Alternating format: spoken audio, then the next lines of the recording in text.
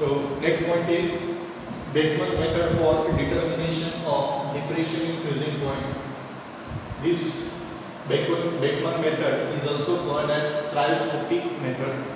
Okay, so this is diagram. This is figure for determination of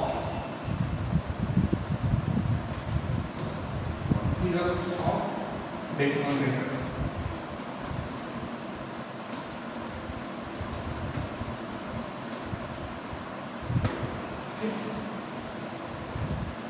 This is diagram for determination of freezing point by Beckmann's method. So let us see first construction.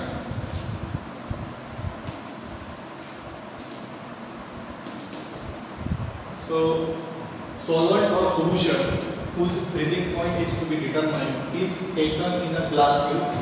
This is glass tube. This glass tube is called as freezing tube. Okay. Solvent or solution whose freezing point is to be determined is taken in a glass tube called as freezing tube. This freezing tube is closed at top. This freezing tube is closed at top with cork carrying Beckmann's thermometer and stirrer. Okay. Then this Beckmann thermometer is used to measure the temperature in order of 0.001 degrees Celsius. Means if temperature is increased by 0.001 degrees Celsius, then that increase in temperature can be measured by using Beckmann's thermometer. Okay. So this freezing tube is kept inside outer tube. Okay. Then this whole assembly with freezing tube and outer tube is kept in a big jar containing freezing mixture. Okay. So this is about the construction of cryoscopic method or Beckmann's method. बघा काय आहे मध्ये construction काय या डायग्रामचं तर एक glass tube आहे ज्याच्यात आपण सॉल्व्हंट किंवा सोल्युशन घेणार आहे. ठीक. त्यानंतर हे जे सॉल्व्हंट किंवा सोल्युशन ज्या ट्यूब मध्ये येणार आहे ती ग्लास ट्यूब त्याला काय म्हटलं जातं आहे फ्रीजिंग ट्यूब म्हटलं आहे. आणि ती फ्रीजिंग ट्यूब एका कॉर्कने पॅक केलेली आहे टॉपला आणि त्या कॉर्क मध्ये बेकमन थर्मोमीटर आणि स्टररसाठी अरेंजमेंट असणार आहे. आणि हे जे बेकमन थर्मोमीटर आहे त्या बेकमन थर्मोमीटर तुम्हाला 0.01 डिग्री सेल्सियस जरी टेम्परेचर इन्क्रीज झालं तरी ते टेम्परेचर मेजर करता येणार. ओके. देन ही जी फ्रीजिंग ट्यूब आहे ही कुठं पॅक केलेली आहे कशात पॅक केलेली आहे का आउटर ट्यूब मध्ये पॅक केलेली आहे एअर टाइट असेल बरोबर. आणि ही जी होल असेंबली असेल फ्रीजिंग ट्यूब आणि outer tube freezing tube with outer tube ही कुठं प्लेस केलेली आहे का बिग जार मध्ये. त्या जार मध्ये काय असणार आहे फ्रीजिंग मिक्सचर असणार. ओके. फ्रीजिंग मिक्सचर तिथे यूज केलेलं असणार आहे सॉल्ट प्लस आईस हे फ्रीजिंग मिक्सचर यूज केलेलं असेल.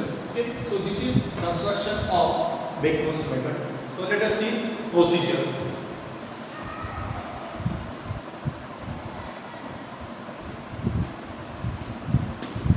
Let us see procedure. First of all, take definite quantity of solvent. First of all, take definite quantity of solvent in a freezing tube. Okay.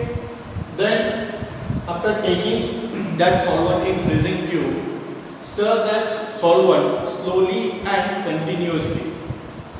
Stir that solvent by using stirrer slowly and continuously. After some time, solids start appearing. Stirring, slow stirring is continued, and when stirring is continued, after some time, solids start to appear. And when solids start to appear with slow stirring, during this process of appearing of solid, temperature is remain constant, and that temperature remains constant till all the liquid is converted into solid. Okay. बघा सुरुवातीला काय करायचं आहे solvent घेणार आहे एक definite quantity 10-20 ml काय असेल ते. ओके, ते सॉल्व्हंट घेतल्यानंतर आपल्याला काय करायचं आहे, स्लो स्टरिंग करायची. स्लो आणि कंटिन्यू स्टरिंग करत राहायचे स्टररने. स्लो स्टरिंग करत असतात त्यावेळेस थोड्या वेळानंतर काय होणार आहे, सॉलिड ॲपियर होईल. जे जे काही सॉल्व्हंट तुम्ही घेतलेलं असेल ते सॉल्व्हंटचं काय होणार आहे, सॉलिडिफिकेशन व्हायला सुरुवात होईल. तर ती सुरुवातीला थोडंसं सॉलिड जनरेट होईल आणि सॉलिड जनरेट व्हायला जेव्हा सुरुवात होणार आहे तेव्हा टेम्परेचर कॉन्स्टंट होऊन जाईल. बरोबर. आणि टेम्परेचर किती वेळ कॉन्स्टंट राहणार आहे, जोपर्यंत जे काही टोटल लिक्विड घेतलेलं आहे तुम्ही सॉल्व्हंट, लिक्विड सॉल्व्हंट, ते टोटल लिक्विड सॉल्व्हंट जोपर्यंत सॉलिडमध्ये कन्वर्ट होत नाही, टोटल सॉलिडिफिकेशन जोपर्यंत होत नाही तोपर्यंत टेम्परेचर कॉन्स्टंट असणार. This constant temperature is noted as the freezing point of solvent. Freezing point of solvent, that is T0. Okay. Now we have determined freezing point of solvent. Next procedure, next step is determination of freezing point of solution. So already we have solvent. Okay. So add definite quantity of solute to that particular solvent. After addition of that solute to that particular solvent, mix it carefully, dissolve that solute in solvent completely. Then measure the freezing point of solution in similar way. Again, continue slow and continue stirring. After some time, solid will appear, and when solid is start to appear, temperature remain constant. Still, solidification is completed. Then that constant temperature is noted as freezing point of solution. जसं solvent साठी आपण freezing point determine केला, एक constant temperature आपल्याला मिळालं होतं. Solidification ची process चालू होती तेव्हा ते कॉन्स्टंट टेम्परेचर आपण काय केलं होतं, सॉल्व्हंटचा फ्रीजिंग पॉईंट म्हणून कन्सिडर केलेलं आहे.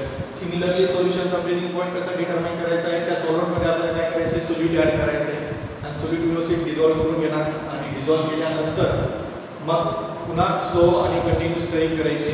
थोड्यानंतर पुन्हा सोल्युशनचं सॉलिडमध्ये, लिक्विड सोल्युशनचं सॉलिडमध्ये कन्वर्ट व्हायला सुरुवात होईल. त्यावेळेस टेम्परेचर कॉन्स्टंट असणार आहे. ते जे कॉन्स्टंट टेम्परेचर असणार आहे ते कॉन्स्टंट टेम्परेचर आपण काय नोट डाउन करणार आहे, freezing point of solution. So freezing point of solution, which is denoted by delta, sorry, TF. Yes, TF. So we have T0, TF. So we can determine depression in freezing point, that is delta TF, which is T0 minus TF. We know freezing point of solvent is greater than freezing point of solution. So T0 minus TF. So we have delta TF.